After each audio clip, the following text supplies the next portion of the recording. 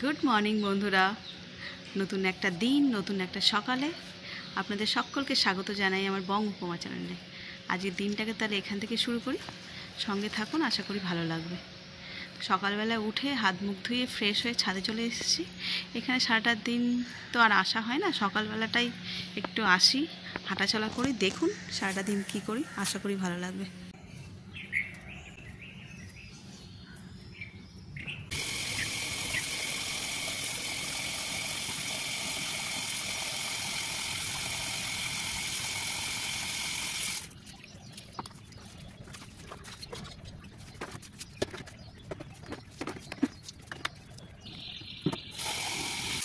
গাছে তো জল দেওয়া হয়ে গেল, আর এই যে একটু ভরে রাখি,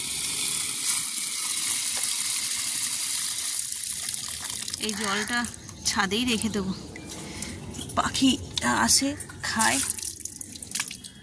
যা গরম, একটুখানি জল না থাকলে পাখিগুলোই বা যাবে কোথায়। প্রতিদিনই রাখা থাকে, আবার বিকেল হলে চেঞ্জ করে দিই। চলুন একটু ওয়াক করে নিই, তারপরে নিচে গিয়ে চা করব। চলুন।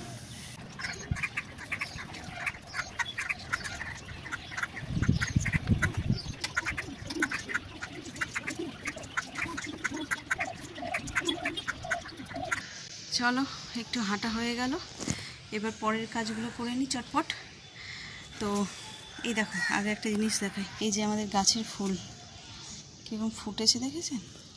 আমাদের ঘরে রঘুবীর আছেন, তাই এই ফুল সব তুলে নেওয়াই হবে, তুলে নিয়ে পুজো দেওয়া হবে। এখনও ভালো করে ফোটেনি, রোদ্দুর বেরোলে আর ফুলগুলো ফুটবে ভালো। সব ফুলই আছে, এই যে এখানে অপরাজিতা,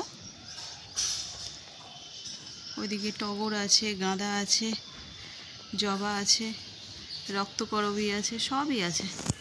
বাজার দিয়ে ফুল কিনে নিয়ে আসা হয়, তবুও ওই গাছের ফুল দিয়ে পুজো করতে ভালো লাগে, তাই না? চলো, এখানে গাছেরও টুকটাক কিছু কাজ আছে, করে নিই।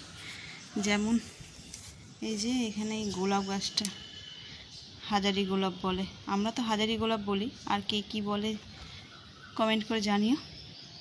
এই গাছটাকে একটু কাটতে হবে, মানে লম্বা হয়ে যাচ্ছে লতানো গাছের মতন। এইভাবে লম্বা হয়ে গেলে এই গাছে ফুল হবে না। দুদিন ধরে দেখছি কাটা হচ্ছে না। চলো তাহলে এই গাছগুলোকে একটুখানি কেটে তারপর নিচে যাব।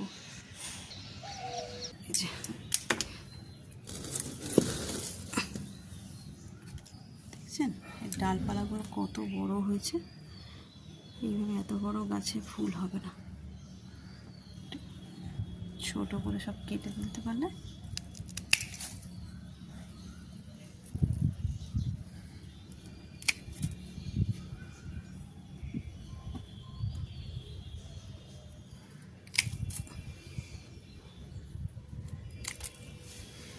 গাছ কিন্তু হেলদি করতে গেলে সবসময় এরকমভাবে ছাঁটতে হবে গাছ।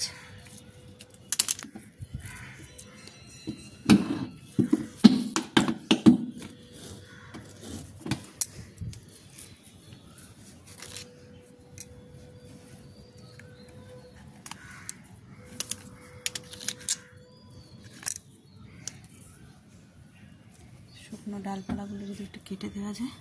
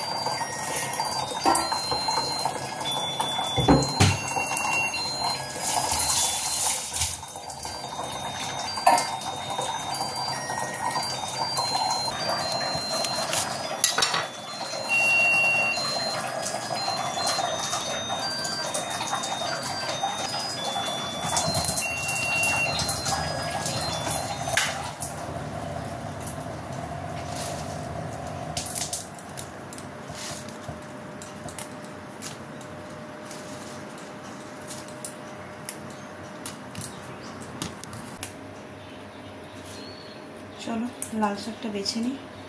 লাল শাকে আজকে একদম বালি নেই, পরিষ্কার লাল শাক। লাল শাকে এমনিতে প্রচুর বালি হয়। ওদিকে চায়ের জল গরম হচ্ছে, আর এদিকে আমি শাকটা বেছে নিই, তাহলে তাড়াতাড়ি হবে।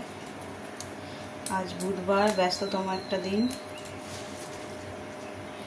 সকালের দিকটা একটু তাড়াহুড়ো থাকে আমার। এইভাবেই দিনটা শুরু হয়।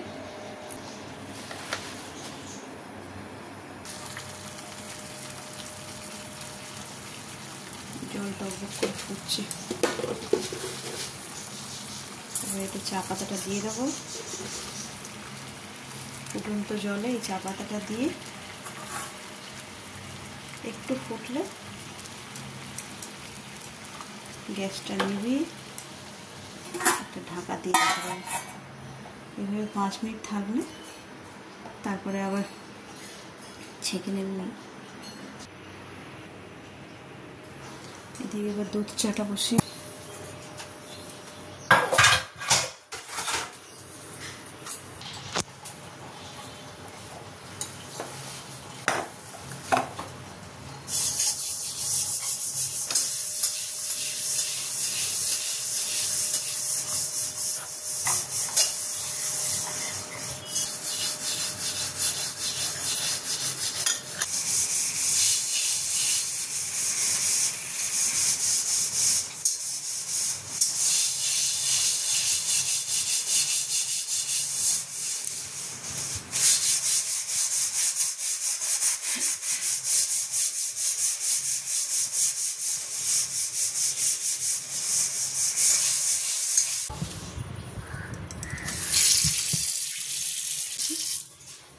এখানে চালও ধোয়া হয়ে গেছে। চলো একটু ভিজিয়ে রাখলে ভালো, কিন্তু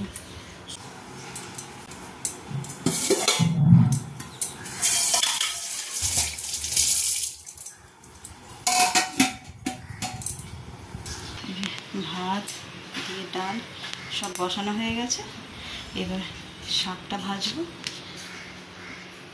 এইটার জন্য একটুখানি পেঁয়াজ টেঁয়াজগুলো কাটি। আর ভাবছি যে বড়ি দিয়ে লাল শাক ভাজা, বড়ি, বাদাম, পোস্ত ছড়িয়ে এসব দিয়ে।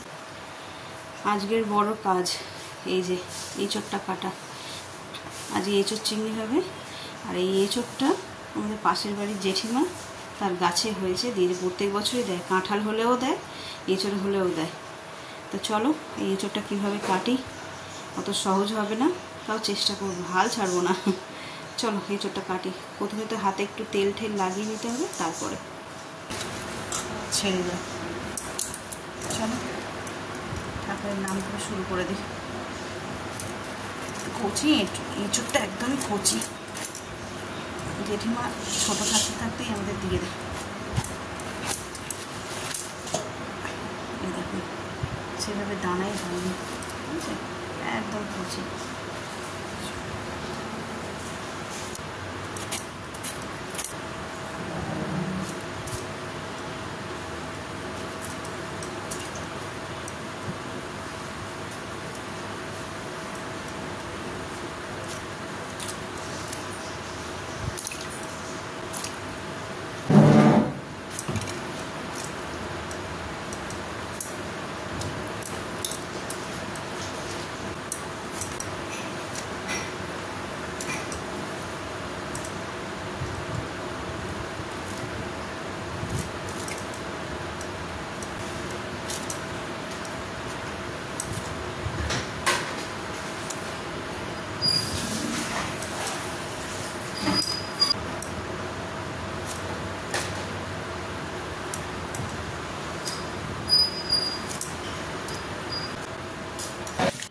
এঁচোড় চিংড়ি করতে গেলে প্রথমে লাল লাল করে ভেজে নিতে হবে চিংড়ি মাছগুলোকে।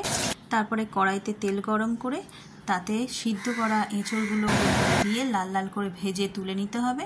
ঠিক একইভাবে আর কেটে রাখা আলুগুলো কড়াই দিয়ে ভালো করে ভেজে লাল লাল করে তুলে নেব। তারপর কড়াইতে শুকনো লঙ্কা, তেজপাতা ও গোটা জিরে নিয়ে ভালো করে ফোড়ন দিয়ে দেবো। তারপর আধ বাটা করে রাখা পেঁয়াজগুলোকে দিয়ে ভালো করে নেড়ে চেড়ে লাল করে ভেজে নিতে হবে। যেই হালকা ব্রাউন হয়ে যাবে তাতে বেটে রাখা আদা, রসুন, কাঁচা লঙ্কা দিয়ে মশলাটাকে ভালো করে কষিয়ে নিতে হবে। এরপর দিয়ে দেবো হলুদ, জিরে আর কাশ্মীরি লাল লঙ্কার গুঁড়ো, তাতে তরকারির রঙটা বেশ সুন্দর হয়। এবার দিয়ে দেবো পরিমাণ মতন লবণ, দিয়ে ভালো করে কষানোর পর তাতে দিয়ে দেবো টমেটো বাটাটা দিয়েও ঠিক একইভাবে কষিয়ে নেব। ভালো করে কষিয়ে তেল ছাড়তে লাগলে তরকারিতে তারপরে দিয়ে দেবো ভেজে রাখা এঁচড়গুলো, এঁচড় আর চিংড়ি সবকটাই দিয়ে দিলাম। তারপরে এগুলোকে ভালো করে কষিয়ে জল দিয়ে নাড়াচাড়া করে 5 মিনিট ঢাকা দিয়ে ভালো করে রেখে দিতে হবে। তারপরে 5 মিনিট পরে খুলে দেখলাম একদম সুস্বাদু এঁচড় চিংড়ি তৈরি। তাতে একটু গরম মশলা দিয়ে দিতে হবে। ব্যাস,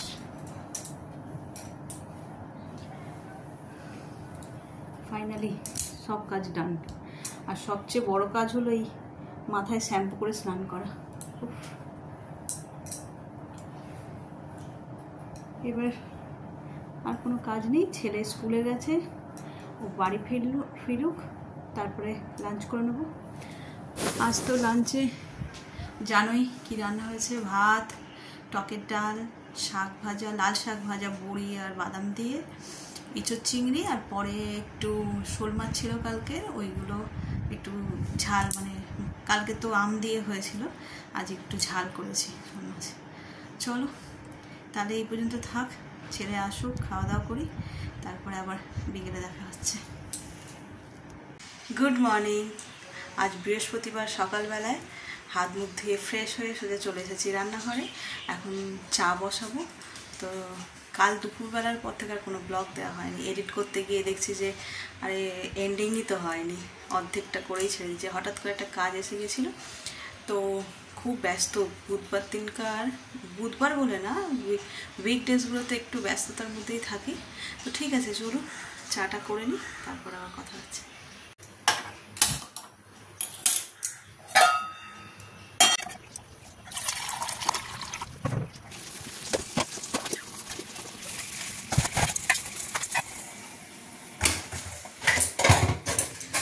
চা পাতা দিয়ে চায়ের জলও ফুটে গেছে, চা পাতা দিয়ে দিয়েছি।